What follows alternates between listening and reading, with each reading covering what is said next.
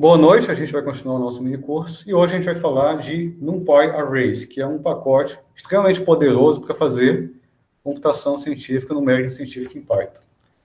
Como a gente viu, listas são objetos muito flexíveis, né? Lista, pelo fato de ser mutável, você pode ter uma lista com objetos de diferentes tipos, inteiro, flutuante, string, etc.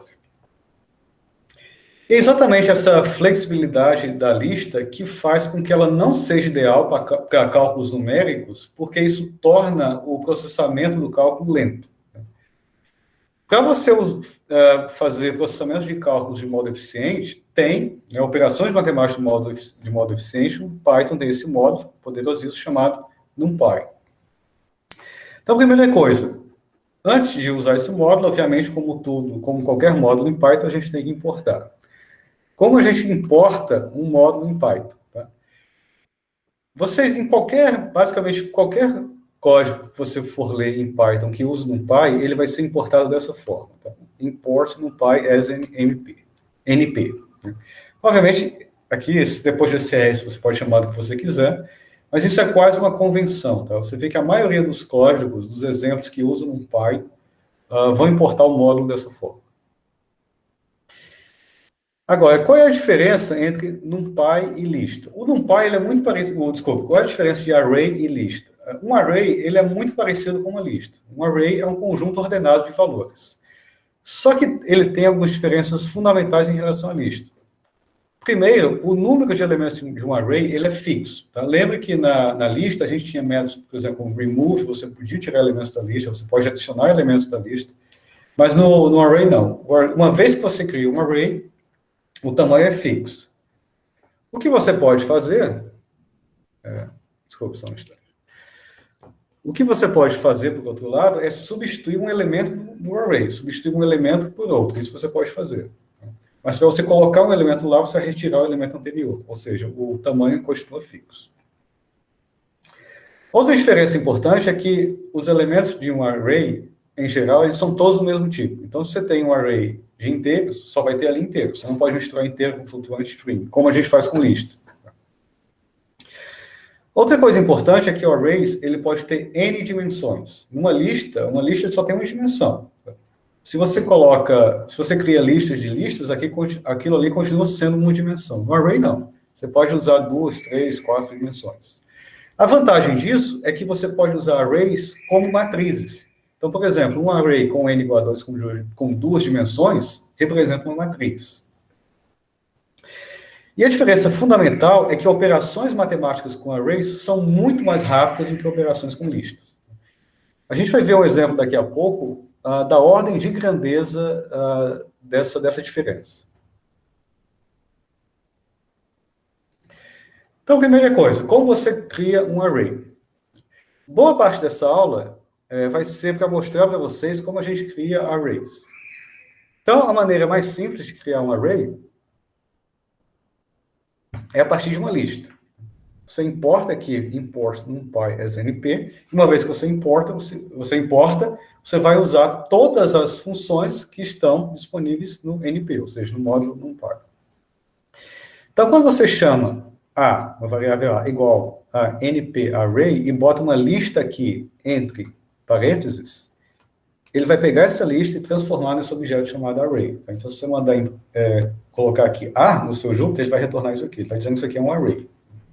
Lembra que se isso aqui fosse uma lista, não teria isso. Não teria isso, não teria isso. Para diferenciar, ele fala explicitamente que isso aqui é um array. Para você acessar elementos de um array, você faz da mesma forma que você faz com listas. Tá? Então, se você quer o elemento 0, o primeiro elemento que está na posição 0, é só você fazer a índice 0. Ele vai te retornar, obviamente, 1. Tá? Note que isso aqui é um array de floats. Então, como eu falei, todos os elementos de um array têm que ser do mesmo tipo. Então, você vê que todas as entradas aqui são floats. Agora, o interessante com array é que você pode criar arrays com 2, 3 ou mais dimensões. Então, por exemplo, como você cria um array com 2 dimensões? Nesse caso, você vai criar o array a partir de uma lista de listas. Então, você abre aqui, parênteses chave, abre essa chave, vai fechar com essa. E aqui dentro, ó, você vai colocar duas listas. O que é que ele vai entender? Ele vai entender que isso aqui é um array de duas dimensões, ou seja, 2 por 2, onde essa primeira lista vão ser as duas primeiras linhas do seu array. Essas duas aqui vão ser as duas... Aqui ficou errado, está repetido aqui. Na verdade, esquece isso. O comando é esse. As duas linhas seguintes do seu 2D array, ou seja, da sua matriz. Tá? Quando você escreve aqui B, vai aparecer isso. Tá vendo? Isso aqui é uma matriz 2 por 2. Duas linhas, duas colunas. E aí, para você acessar os elementos desse array em duas dimensões, você usa os índices que a gente está acostumado a usar em matrizes. Tá? Esse elemento aqui, ó, é o elemento 0, 0, ou seja, está na linha 0, na coluna 0. Esse elemento aqui, ó, ele está na linha 1, que é essa, e na linha 1, que é essa, e na coluna 0. Ou seja, vai retornar esse elemento 3. Então, você retorna... Você acessa os elementos de um array em duas dimensões usando índices que a gente está acostumado a usar em matrizes. Agora, vamos supor que você precise criar um array com n elementos e todos eles iguais a 0. Então, tem uma função lá do NumPy preparada para isso, chamado zeros. Então, você coloca aqui, ó, quantos elementos que você quer no seu array, e todos eles vão ser iguais a 0. Então, ele vai ficar arrays 1, 2, 3, 4, 5. É um array em uma dimensão com 5 elementos iguais a 0. Por default, ele vai criar todos esses elementos como float. Se você quiser que esses elementos sejam inteiros, tá, você pode colocar essa opção aqui, ó, esse comando opcional. Tá? Note que eu não usei ele aqui, então ele já vai entender que eu quero float. Mas se eu colocar esse comando dtype int, ele vai entender que você quer um array com 5 elementos, todos iguais a 0, mas inteiros. Aí ele vai criar, tá aqui. Agora, vamos supor que você não quer zeros, você quer todos os elementos iguais a 1. Tem lá a função ones. Então, aqui eu quero um array em uma dimensão com 6 elementos, todos eles iguais a 1. Mas não precisa ser em uma dimensão, ele pode ser em mais dimensões. Da mesma forma que você pode criar um ones, um array em duas dimensões com todos os elementos iguais a 1, você pode criar um array de zeros em duas dimensões com, obviamente, todos os elementos iguais a 0. Então, nesse caso, se eu quiser uma dimensão maior do que 1, o que é que eu faço? No lugar de passar um inteiro, eu passo uma tupla. Lembra que isso aqui é uma tupla? Então, essa tupla vai me dar dimensões, vai ser 3 por 4. 3 linhas por 4 colunas, todas iguais a 1. Para a gente, isso aqui é uma matriz 3 por 4.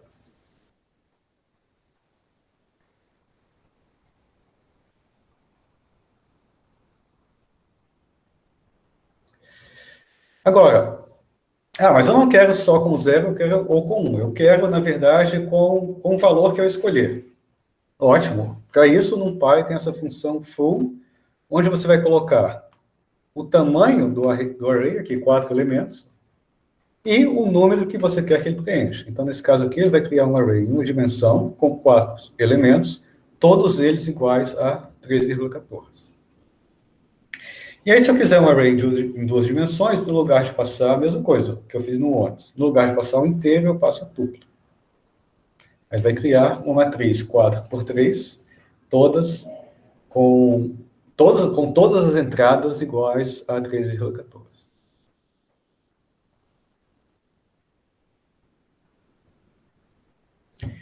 E aí eu posso construir coisas ainda mais legais. Por exemplo, vamos supor que eu queira criar uma matriz identidade. Tá? Se você não lembra, a matriz identidade é aquela matriz onde todos os elementos da diagonal são 1 e os demais são 0.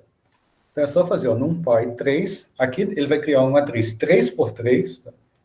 Uma matriz 3 por 3, uma matriz identidade, com a diagonal igual a 1 e os outros elementos igual a 0. Isso aqui é a mesma coisa disso. Se você colocar esse comando, npIdentity 3, ele também vai criar uma matriz 3 por 3. Se você colocar 4, ele vai criar uma matriz 4 por 4.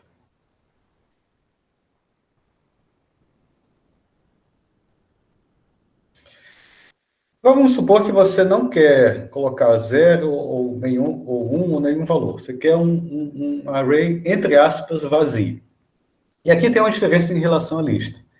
Quando a gente cria uma lista vazia, ela é literalmente uma lista que não tem nenhum elemento. Como o pai ou o NumPy, no NumPy, os arrays necessariamente têm tamanho fixo, quando você cria um array vazio, não quer dizer um array com nenhum elemento, quer dizer um array onde você não vai atribuir a cada elemento um valor específico. Ele simplesmente vai pegar o valor que está lá jogado na memória. Em algum lugar da memória, ele pega o valor que tem lá. Então, quando eu falo em NumPy empty 6, ele vai criar um array em uma dimensão com 6 elementos. Mas você não tem nenhum controle sobre o valor desses elementos. Ele vai pegar qualquer coisa que está na memória. Para que serve isso? Vamos supor que você precisa de um array de tamanho 6 e que, eventualmente, você vai preencher os elementos desse array num loop.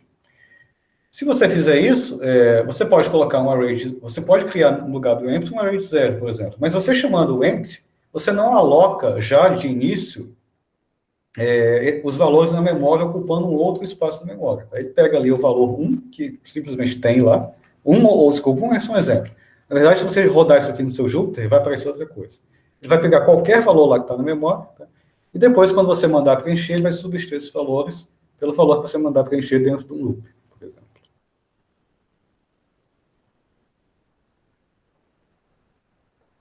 E aí tem um método também chamado logspace, que ele vai criar um array numa escala logaritmo. Então, nesse caso, quando eu chamo esse método, você tem que passar 3 valores. Mas esses valores, na verdade, eles são as potências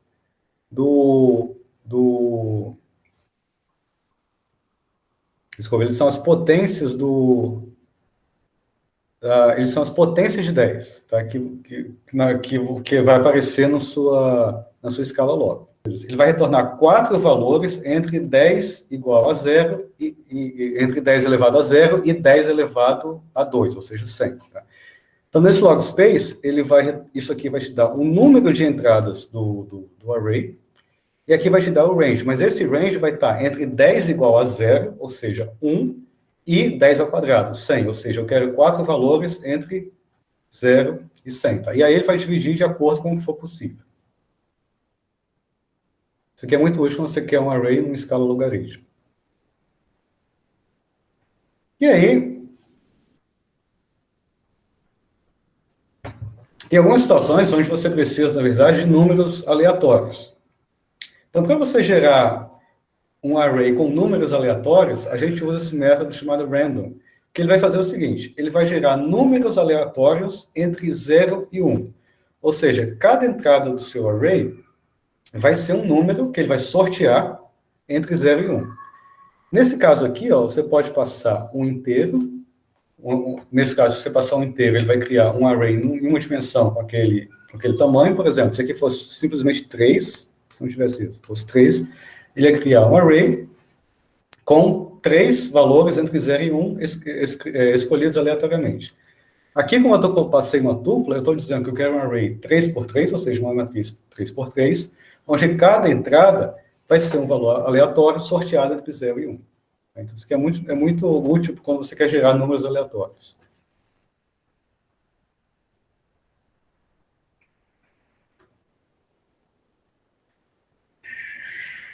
Agora, você também pode gerar arrays com uma sequência de números semelhante ao que a gente fez com a função range. Se você lembra lá quando a gente estudou loops, quando eu usava a função range, eu produzia um conjunto de números inteiros entre um certo valor inicial e um valor final, separados por um passo. O range, ele é bem semelhante, no caso desse range, uma função do módulo do NumPy, ele é semelhante ao range, mas tem uma diferença. O range, ele só gera números inteiros. O range vai gerar números floats, tá? Flutuantes. Números reais. Então, por exemplo, se eu colocar range 7, o que é que ele vai fazer? Ele vai gerar números de 0 a 7 separados de 1 em 1, um passo de 1. Ou seja, a sintaxe é a mesma do range. Tá? Lembra que, nesse caso, o último elemento não é incluído. Então, nesse caso, como eu quero eu coloquei 7 ali, eu estou dizendo números de 0 a 6, desculpa, números de 0 a 6, o último incluído. Números de 0 a 6 separados de 1 em 1. E aqui ele vai gerar inteiros. Mas, por exemplo, nada me impede, nesse caso, usando o aRange, coisa que o range não faz, você gerar flutuantes. Então, eu quero que você gere para mim um array que começa em 1.5 e vai até, na verdade, 3 menos 0,5, porque o último não é incluído, ou seja, vai até 2,5 num passo de 0,5. Ele vai gerar 1,5, 2, 2,5. Lembra que o 3 não é incluído. A diferença é que, nesse caso, o último valor não vai ser aquele valor que está aqui menos 1, vai ser aquele valor que está aqui menos o passo. E nada impede de você usar também números negativos do passo. Por exemplo, se eu quero um array que começa em 6,5 e vai até 0, num passo de menos 1 e menos 1, ele vai fazer para você dessa forma, da mesma forma que a gente fez o range.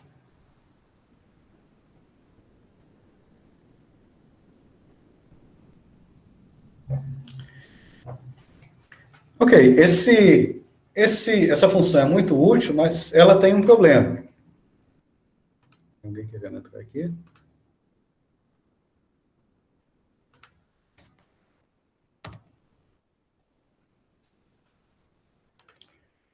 Então, essa função é muito útil, mas ela tem um problema.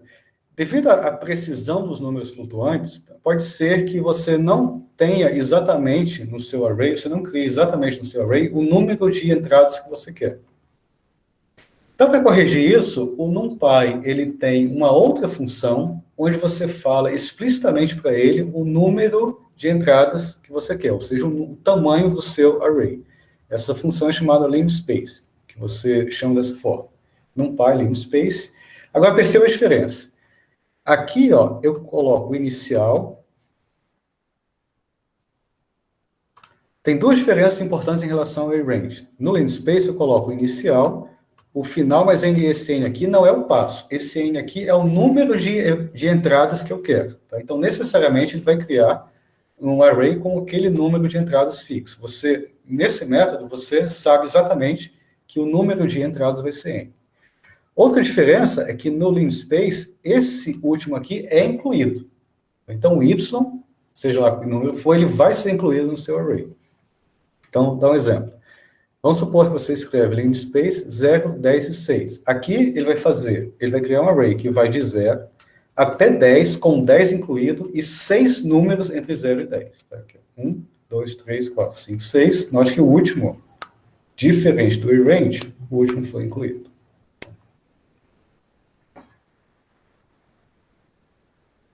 E aí, obviamente, o passo agora, o próprio programa, o algoritmo, na verdade, vai escolher o passo para que isso aconteça. Então, se você quer 6 números de 0 a 10, você não passa para ele o passo, você está dizendo a quantidade. O passo, ele vai calcular e produzir o array dessa forma que você quer. Se você quiser saber qual é o passo, tá? Obviamente, você pode calcular, que é muito fácil, mas tem uma opção já incluída no linspace que te dá diretamente essa informação. Se depois desse último número aqui você colocar head step true, tá? Além do array que vai ser guardado aqui em Z, ele vai retornar para você, ó, e aqui você vai guardar essa informação em DZ, qual foi o passo. Tá? Então, se eu digito isso aqui e peço o valor de DZ, ele me dá para mim qual é o passo. Tá? Obviamente, o passo, né, se não é um valor exato, o passo vai ser dado dentro da precisão do seu computador. 15 ou 16, dependendo do seu computador, 15 ou 16 casas decimais. E aí eu coloco aqui a nossa quinta caixinha de alerta para a diferença entre o aRange e o linspace. Né? O aRange, ele vai, quando você escreve o aRange, esse último valor aqui é o passo e esse último valor não é incluído. E no linspace, esse último valor aqui é o número de elementos e o último valor do seu array, quando você escreve dessa forma, ele é incluído. Vamos fazer um exemplo aqui no Jupyter. Vamos lá. Import NumPy as NP, chamei o NumPy. E aqui eu vou criar dois arrays. Um usando o método aRange, outro usando o método linspace. Aqui, ó, ele vai criar para mim um array entre 0 e 10, num passo de 2 em 2. Aqui ele vai criar para mim também um array de 0 a 10, mas agora eu estou exigindo que esse array tenha 6 elementos. Vamos ver a diferença. Tá aqui. Como o último elemento não é incluído, o último vai ser 10 menos 2, 8. Acho que esse array aqui, ó, ele tem 5 elementos. Esse aqui, por outro lado, tem 6, porque eu estou obrigando ele a ter 6. E, ó, o último está incluído. Se eu quiser fazer com que esse aqui seja igual a esse, eu teria que colocar 11 aqui. E aí os dois seriam iguais. Note que o linspace necessariamente vai produzir flutuantes. Tá? Se você quer obrigar aqui o range a produzir flutuantes também, é só você dizer para ele que isso aqui é um flutuante, por exemplo, botar um ponto. E aí ele vai produzir flutuantes também.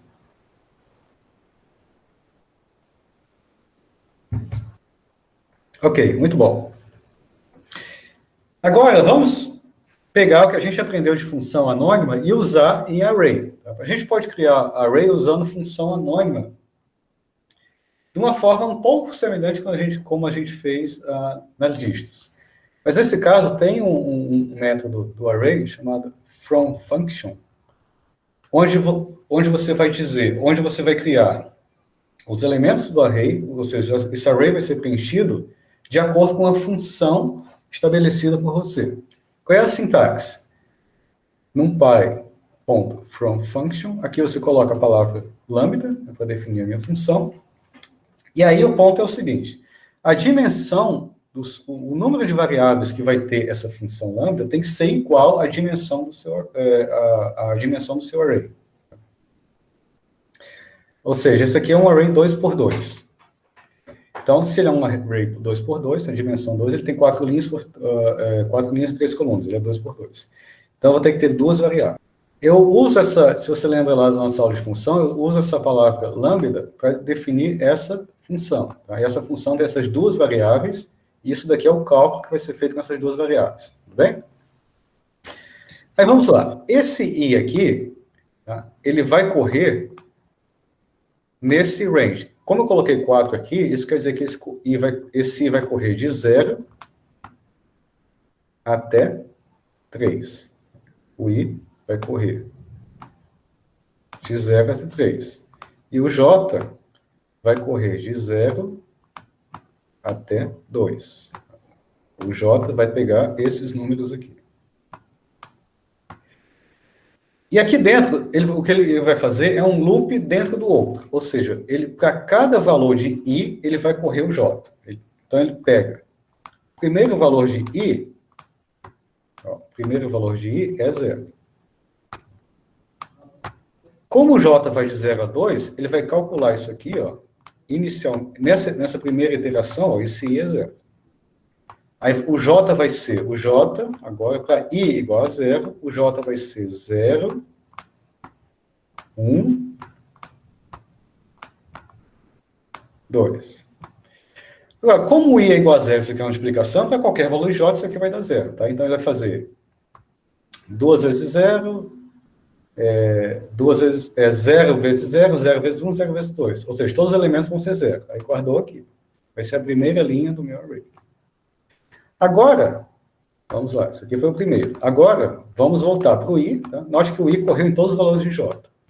O próximo valor de i é 1. Tá? Para i igual a 1, o j vai correr de novo de 0 a 2. 0, 1, 2. Aí, ó, i igual a 1, 2 vezes 1, com j igual a 0, vai dar esse. I igual a 1, com j igual a 1, 2 vezes 1, 2, vai dar esse. Com i igual a 1 e j igual a 2, 2 vezes 1 vezes 2, 4, vai dar esse. Entendi, e assim entendi. Por diante, até ele completar todo o loop. Ok. Como um array é um objeto, a gente sabe que em Python, os objetos têm seus atributos e seus métodos. Quais são os métodos, quais são os atributos interessantes de um array? Primeiro é shape. Se você quer saber qual é a forma do seu array.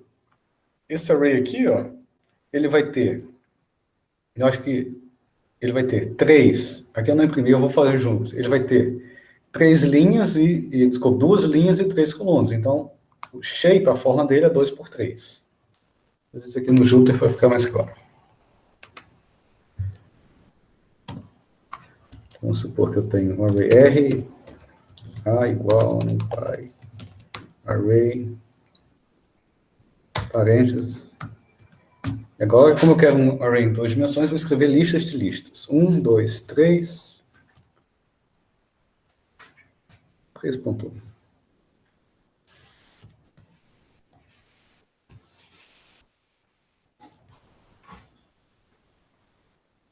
Se eu misturar aqui, né, isso é a única vez que você pode fazer isso. Se eu misturar inteiro com flutuante, ele vai transformar todo mundo em flutuante. Tá? Mas é só essa mistura que você pode fazer num array.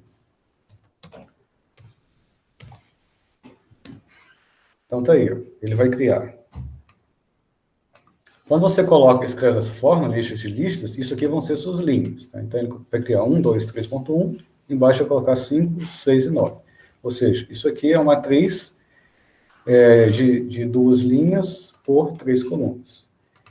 Se você fizer isso, a.shape, ele vai retornar exatamente isso. Tá? 2 linhas por 3 colunas. Agora, esse array de 2 linhas por 3 colunas, ele tem 2 dimensões, tá? Linhas e colunas. Então, se eu quiser saber disso, eu faço ndim, que vai retornar a dimensão do array. A dimensão do array é 2. E se eu quiser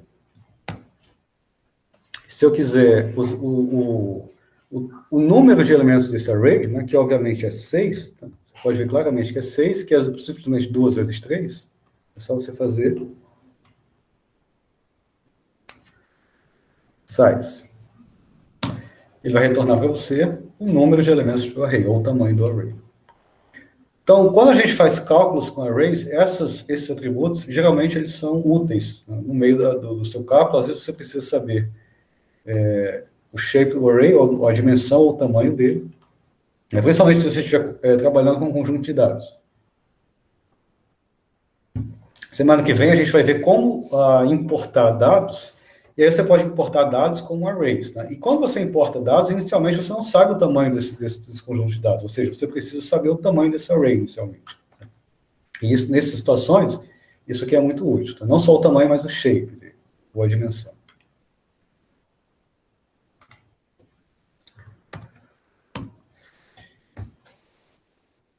Você também pode querer saber o tipo de objeto que está no seu array. Então, se você botar a.array, the type, ele vai retornar aqui, ó, qual é o tipo, inteiro ou flutuante. E se por acaso você quer saber o número de bytes, né, para ver se esse array está ocupando muita memória do seu computador, a.nbytes, ele vai retornar que esse array aqui ocupa 48 bytes, por exemplo.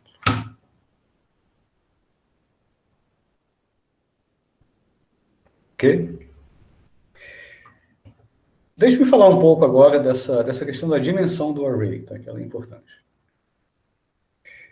Quando você cria arrays desse tipo aqui,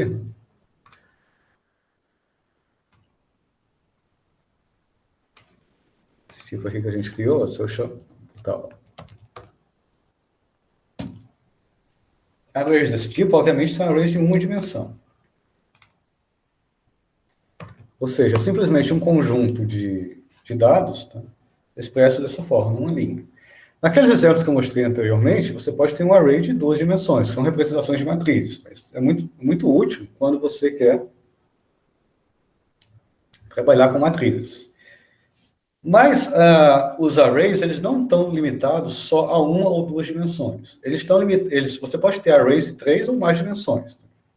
Então, essa figura eu vou usar para ilustrar o que seria um array de 3 dimensões. Quando você cria um array de 3 dimensões, o primeiro eixo, a primeira entrada dos arrays, seriam essas folhas, tá, que correm nesse eixo aqui. Essa folha que corre nesse eixo aqui. Então, seria como se você tivesse slices de um cubo, tá? Pedaços de um cubo. Então, essa primeira folha aqui seria a sua dimensão zero, a primeira entrada, dimensão zero, a primeira entrada, desculpa, nessa dimensão, primeira entrada zero, essa segunda folha aqui é entrada 1, essa terceira folha aqui é entrada 2. Então, seria o primeiro elemento do seu array. Agora, vamos supor que você está olhando para entrada, nessa direção, na entrada 1. Nessa entrada 1 aqui, ó, nessa folha, que é a folha 1, né, folha 0, folha 1, folha 2. Nessa folha 1, você tem agora um array em duas dimensões, ou seja, eu fixei uma dimensão e agora estou olhando como matriz. Tá? E aí eu vou usar os índices, a gente está acostumado com matrizes. Então, esse elemento aqui seria o elemento 0, 0.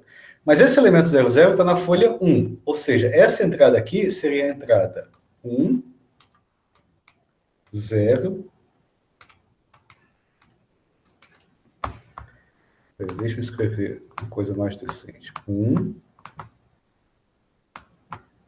0, 0.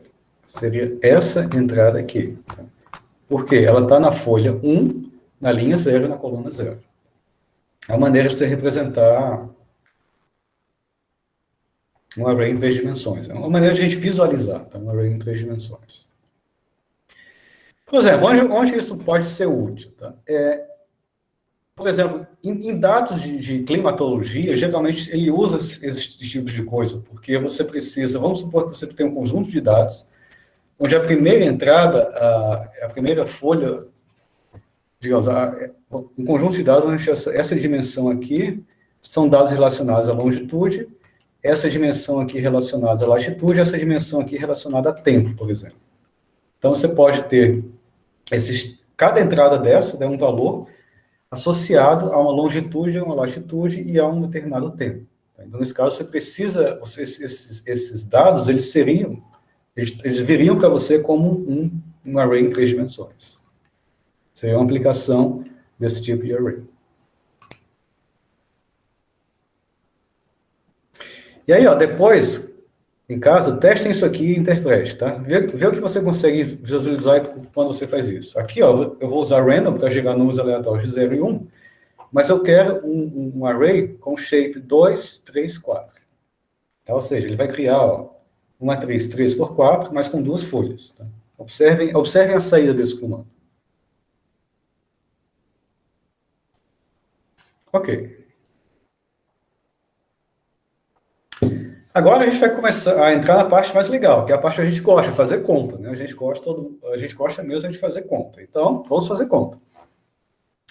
E é exatamente aí que reside o grande poder do NumPy, tá? Porque o NumPy, ele tem a capacidade, na verdade, ele tem a capacidade de atuar ou fazer uma operação em todos os elementos de um array sem precisar fazer um loop explícito. Ou seja, você não precisa colocar um for para fazer uma conta em cima dos elementos do array.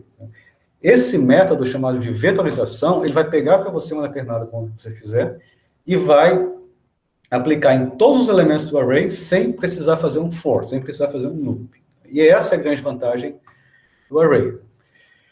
Por exemplo, vamos supor que você tenha esses arrays aqui, A, tá? Para simplificar, 2 arrays de uma dimensão, B. E você quer calcular A mais B. Se fosse numa lista, tá, você teria que fazer um loop em cima dessas listas, pegar cada elemento da lista e somar. No NumPy, não. Basta você escrever isso daqui, né, dado que A e B são 2 arrays, basta você escrever isso daqui e automaticamente ele vai somar esse elemento com esse com esse e esse com esse. Aqui, ó. Perceba a simplicidade dessa sintaxe. Tá? Você tem 2 arrays, manda fazer A mais B, e automaticamente ele vai pegar cada elemento e fazer essa operação. Vai pegar cada elemento de A e somar com um elemento correspondente de B. Você pode fazer a mesma coisa com multiplicação. A vezes B, ele vai pegar esse, vezes esse, esse, vezes esse, esse, vezes esse. Vai retornar para você. Vai retornar um array com a mesma dimensão, o mesmo shape, mas agora um novo array com esses termos somados e aqui multiplicados. E aí você pode fazer qualquer operação matemática, tá? A dividido por B. A dividido por B mais 1, ele vai fazer o seguinte, ó, ele vai pegar esse daqui, que é A dividido por B, e somar 1 a cada elemento. Ou seja, internamente ele vai criar um array com ones, e vai somar em cada um aqui. Vai ser uma 1 a cada elemento. Tem isso. E aí você pode fazer qualquer coisa. Você pode levar ao quadrado. Pega a área e leva ao quadrado. Vai fazer a mesma coisa. Pegar cada elemento e levar ao quadrado. Note que para isso, ó, você está usando simplesmente uma linha de código. Tá? Isso é fantástico no Python. É realmente uma sintaxe muito econômica.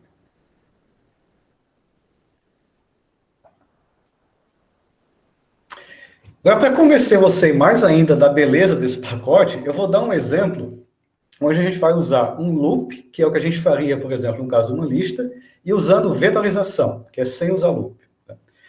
Então, vamos supor que eu queira pegar um array qualquer, e eu quero que ele me retorne um outro array, onde os elementos desse novo array é o inverso da entrada original. Então, vamos para isso definir uma função. Então, eu vou definir uma função chamada calc inverso. Desculpe, e a entrada dessa função, o argumento dessa função, eu vou chamar de vec. Esse vec aí vai ser um array. Tá?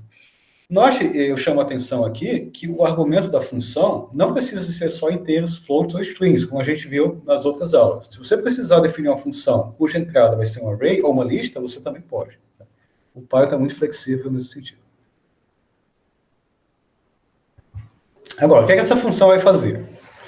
Quando essa função receber o meu array, a primeira coisa que eu vou pegar é o tamanho desse array. Tá? Então, se você quiser pegar, uma das maneiras de você pegar o tamanho desse array é usando essa opção aqui, length vec. Ele vai te retornar o tamanho. Tá? Ou, se você quisesse, também você podia usar o size. Então, tanto faz. E aqui eu vou criar um outro array result. Tá? Eu estou usando assim porque isso aqui também você poderia usar no caso de lista.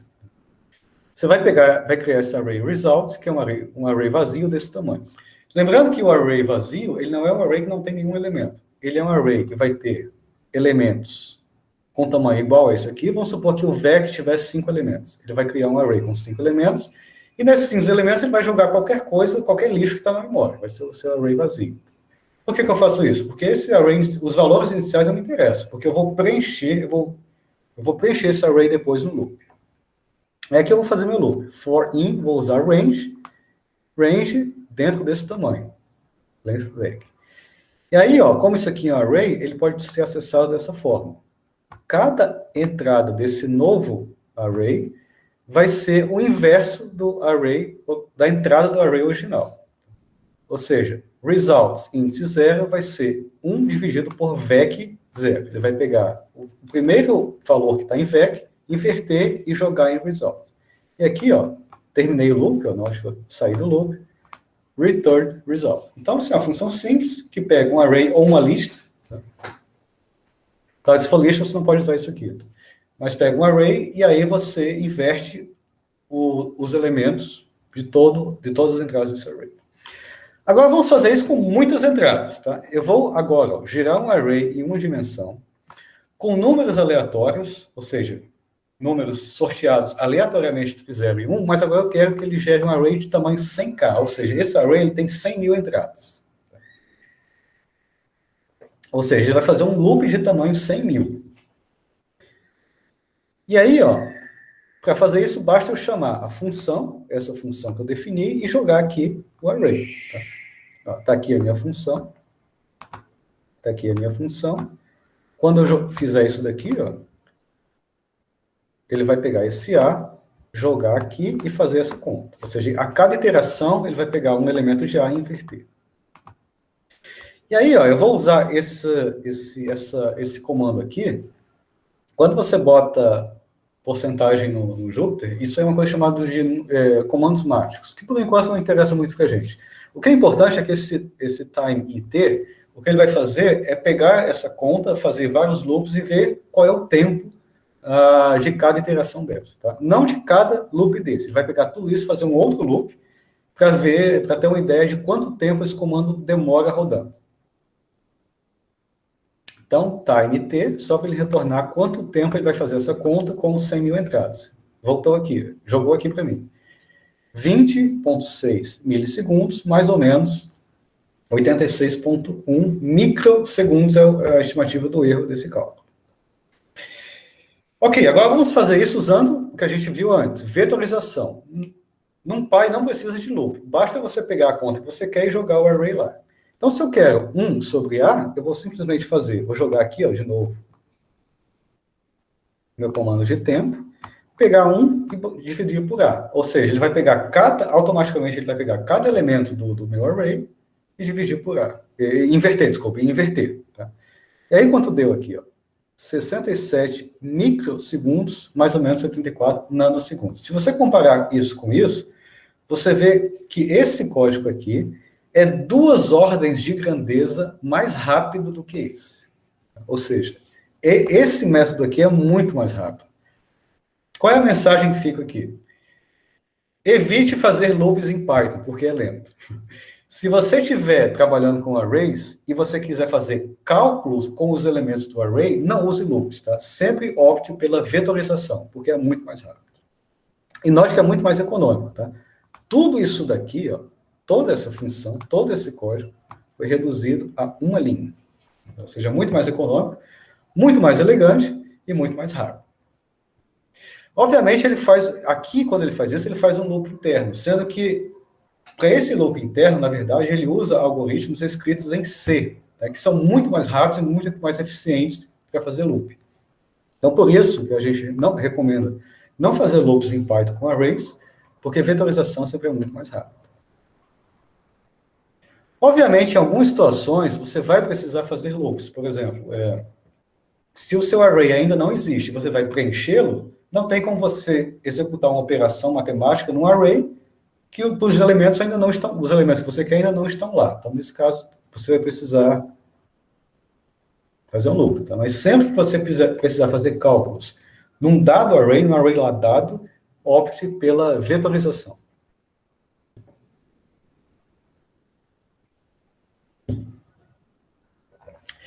Agora vamos fazer uma coisa mais legal, tá? Vamos supor que você tem 2 arrays que representam vetores, então um vetor em 3 dimensões.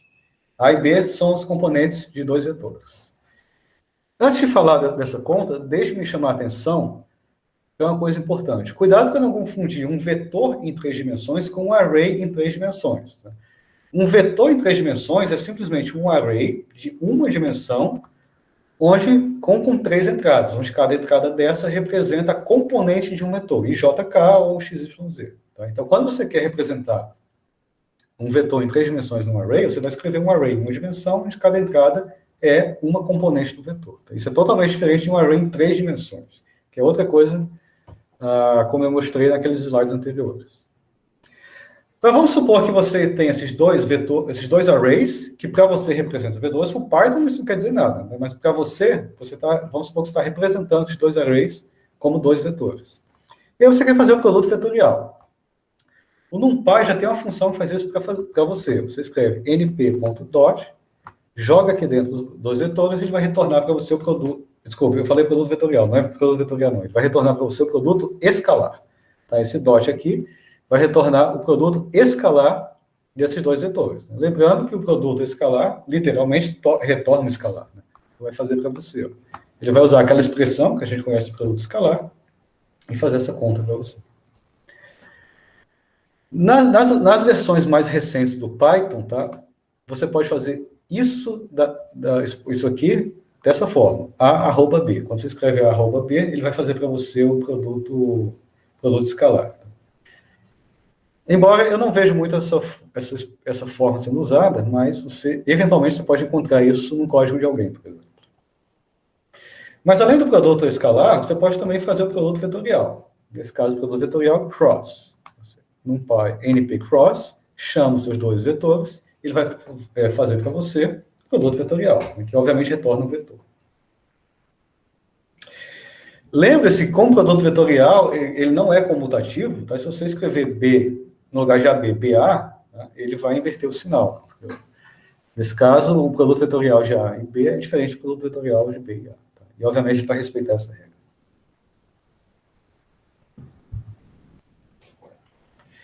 Eu vou mostrar um exemplo daqui a pouco, mas se isso daqui não for um array de uma dimensão, mas um array de 2 dimensões, ou seja, uma matriz, esse dot aqui, ó, vai retornar para você o produto dessas 2 matrizes.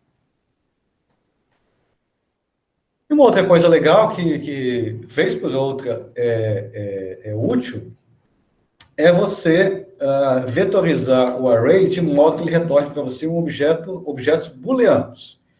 Então, vamos supor que você tem aqui,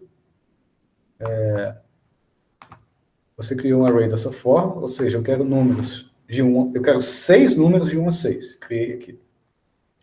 Agora, vamos supor que você quer verificar quais desses números são maiores do que 10. Então, ó, essa operação de comparação, ela também pode ser vetorizada. Você não precisa fazer um loop sobre o array e verificar, um loop explícito, né, sobre o array e verificar se cada elemento é maior ou menor do que 10. Basta você fazer isso. Ó. T, que vai ser um novo array, A maior que 10. Toda vez que um elemento for menor do que 10, ele vai retornar false. Toda vez que for maior, que é o que eu quero, ele vai retornar true. Ou seja, só vai retornar true aqui nesse último elemento. Então, você consegue também vetorizar comparações, ele vai retornar para você um array cujas entradas são objetos booleanos, true ou false.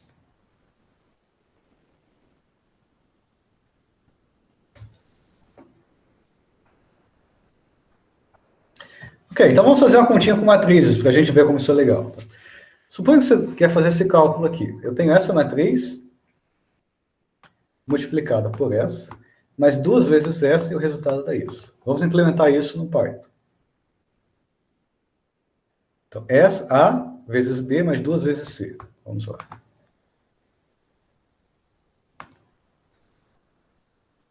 Tá aqui, eu já escrevi. Esse aqui é o A, esse aqui é o B, esse aqui é o C. Então, eu vou chamar de R, que é um array, que vai ser uma matriz que vai guardar esse resultado. Como eu quero A vezes B, o produto dessas matrizes, eu vou fazer numpy dot AB. Vou fazer o produto dessas duas. Né? Isso aqui, esse comando pequenininho, vai fazer isso. Mais 2 vezes C. Então, exatamente como está lá. Mais 2 vezes C. Ou seja, ele vai pegar 2 e multiplicar por cada elemento de C. Print.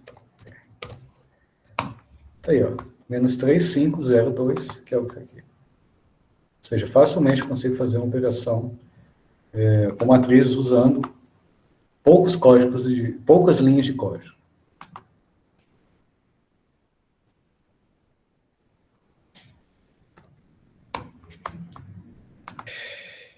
Então, além dessas operações matemáticas, tá, você pode aplicar funções matemáticas nos elementos do seu array. Quando a gente começou esse minicurso, na primeira aula, a gente viu o módulo Math, que tem lá várias funções matemáticas implementadas. Todas aquelas funções estão também implementadas no módulo NumPy. A diferença aqui agora é que quando eu chamo uma função qualquer, ele não vai aplicar essa função num único elemento. Ele vai aplicar essa função em todos os elementos do array. Então, vamos supor que você tem um array que eu vou chamar de θ. Vou criar esse array entre 0 e π, e aí lembra, da mesma forma que a gente tem lá no Math, a gente tem, você pode retornar o valor de π usando o NumPy. NumPy ele vai retornar π, tá? Aqui ele vai retornar só um número, só o π. Então, eu quero 4 valores entre 0,1 e π. E aí, eu posso fazer, chamando o meu módulo NumPy, eu posso usar todas as funções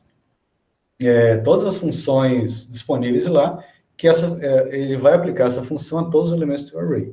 Então, quando eu escrevo np seno de θ, ele vai retornar um array onde cada elemento é o seno de cada elemento desse array aqui. Mesma coisa para os outros, cosseno, logaritmo decimal, exponencial, ou módulo, que é o absoluto, ele vai pegar o módulo dos elementos do array. Se um for negativo, ele vai retornar positivo, se for um complexo, ele vai retornar o módulo de um número complexo. Ou seja, com isso aqui, note que isso aqui é uma vetorização. Tá? Eu tenho um array muito grande, preciso aplicar o seno em todos os elementos desse array, ele vai fazer isso em uma única linha. Tá? E vai guardar para você o resultado de uma variável qualquer que você escolher. Né? Se você atribuir isso aqui a uma variável, né, fizer np.seno de θ igual a r, ele vai guardar esse resultado na variável r, esse r vai ser um array. Isso aqui é muito útil quando a gente, por exemplo, vai plotar funções, tá? Que vai ser provavelmente o assunto da próxima semana, a gente vai começar a falar de como fazer plots em Python, e nós vamos usar esse tipo de coisa, esse tipo de vetorização.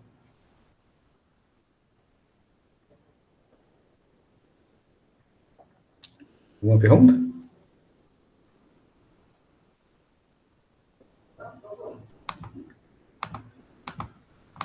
Ok.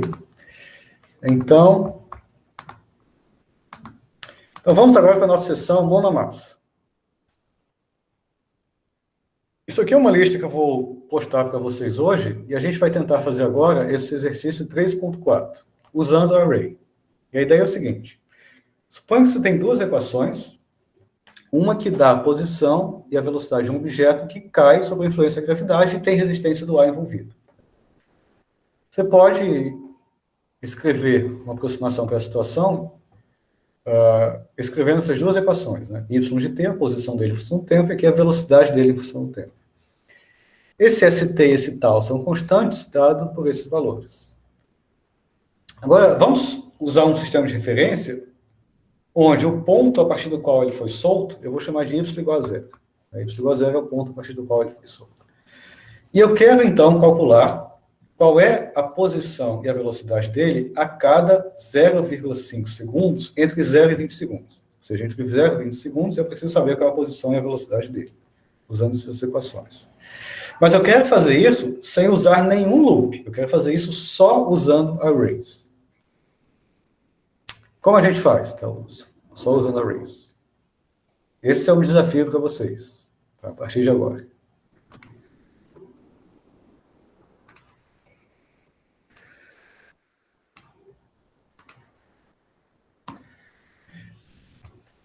Então, eu tenho essas equações. Eu quero calcular y de t e v de t, qual a diferença de valores de t.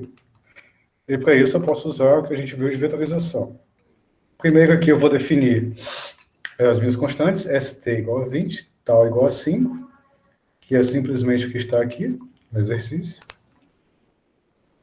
E vou criar um array para guardar os valores de tempo usando arange. Por que eu vou usar nesse caso arange e não linspace? Porque nesse caso em particular eu estou interessado muito mais no passo do que no número de entradas. Então, como eu quero que isso aqui seja calculado a cada 0,5 segundos, tá? A maneira mais fácil de fazer é exigir que o passo seja 0,5. A gente faz arange de 0 a 20,5, 0,5, num passo de 0,5. Por que 20,5? Porque eu quero que o 20, que é o último ponto, seja incluído no cálculo. Tá? Se eu quiser que esse último valor seja incluído no cálculo, eu tenho que somar o passo. Então, nesse caso aqui, como o passo é de 5, ele vai até 20. Lembra que o último elemento do seu array vai ser esse menos o passo, nesse método arange. E aí, ó, eu vou pegar essa equação e escrever exatamente como está aqui, só usando a sintaxe do Python. Tá? Asterisco a multiplicação, o st e o tal estão definidos aqui em cima. Tá? E aí, ó, como eu posso usar, no NumPy eu tenho todas as funções matemáticas, ou muitas funções matemáticas implementadas, para calcular S exponencial, tá? Esse S aqui é exponencial também, tá? Esses são exponenciais. É só chamar npesp e aplicar a esse array, tá? Note que esse t aqui, ele não é um valor, esse t é um array, tá? Então ele está aplicando essa função a todos os elementos do array, ou seja, ele está fazendo uma vetorização. Tá? Mesma coisa com v, e aí, agora é só imprimir. Eu estou imprimindo aqui só para deixar mais claro, só para deixar claro que de fato ele está fazendo de 0 a 20. Calculei e mandei imprimir, está aí todos os seus valores de y, nesse primeiro array, e embaixo todos os valores de v. Tá? Se você quiser fazer isso de forma arrumada, você pode até fazer um for. Mas qual a diferença? Note que esse meu último for aqui, não é o for que eu estou usando para calcular, fazer cálculos em cima dos elementos do array. Tá? Eu estou fazendo um for simplesmente para imprimir esses valores, para a gente ver o que foi que aconteceu de maneira mais clara. Mas note que esse for não é, cada iteração dessa não faz cálculos com elementos do array, simplesmente imprime. O cálculo já foi feito antes. Então tá aí, meu par VY.